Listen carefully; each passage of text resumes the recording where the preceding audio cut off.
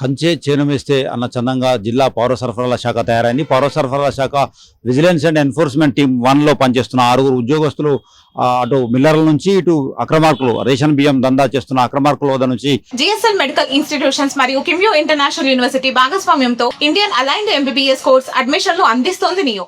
డబ్బులు తీసుకుంటూ అడ్డంగా దొరికిపోయారు. దీంతో ఉన్నతాధికారులు వాటిపై వేటు వేశారు. పౌర సరఫరాల శాఖ కమిషనర్గా పనిచేస్తున్న స్టీఫెన్ రవీంద్ర వీరిని సస్పెండ్ చేస్తూ ఉత్తర్వులు జారీ చేశారు. అయితే ఇందులో 3 ఉద్యోగులు రిటైర్డ్ ఉద్యోగులు కాగా 3 ఉద్యోగులు ఇప్పుడు పనిచేస్తున్నారు.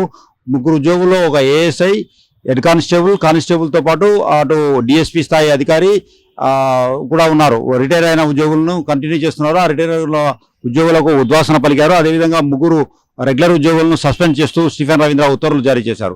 అయితే మిల్లర్ల వద్ద నుంచి 40 లక్షల రూపాయలు, అదేవిధంగా అక్రమార్కులు రేషన్ బియ్యం దందా చేసే అక్రమార్కుల నుంచి 80 లక్షల రూపాయలను వీరు వసూలు చేసినట్లుగా ప్రాథమిక విచారణలో తేలింది. విచారణ నివేదిక అనంతరం వీరిని సస్పెండ్ చేస్తూ స్టీఫెన్ రవీంద్ర ఉత్తర్వులు జారీ చేశారు. అయితే ఇదే విధంగా అటు రేషన్ అక్రమార్కులు అటు పీడీ యాక్ట్ 3పై పీడీ యాక్ట్ నిన్ననే పెట్టి అక్రమ రేషన్ దందాకు పాల్పడుతున్న 3 వ్యక్తులను అయితే వైరాకు చెందిన అదేవిధంగా ఎన్టీఆర్ జిల్లాకు చెందిన వ్యక్తితో పాటు ఇటు తల్లాడ మండలం మిట్టపల్లికి చెందిన ముగ్గురిపై పీడీ యాక్టులు నమోదు చేసి పోలీసులు పకడ్బందీగా ఈ అక్రమ రవాణాను అడ్డుకునే ప్రయత్నం చేస్తుండగా ఇటు కంచే చేను వేసిన విధంగా ఇక్కడ పౌర సరఫరా శాఖ అధికారులు సైతం వారికి సహకరిస్తూ అడ్డంగా బుక్కారు.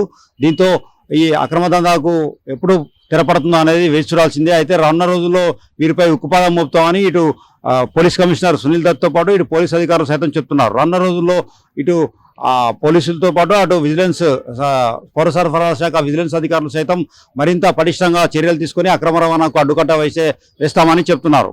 వీడియో జర్నలిస్ట్ నాగేందర్తో హరీష్, RTV ఖమ్మం నుండి.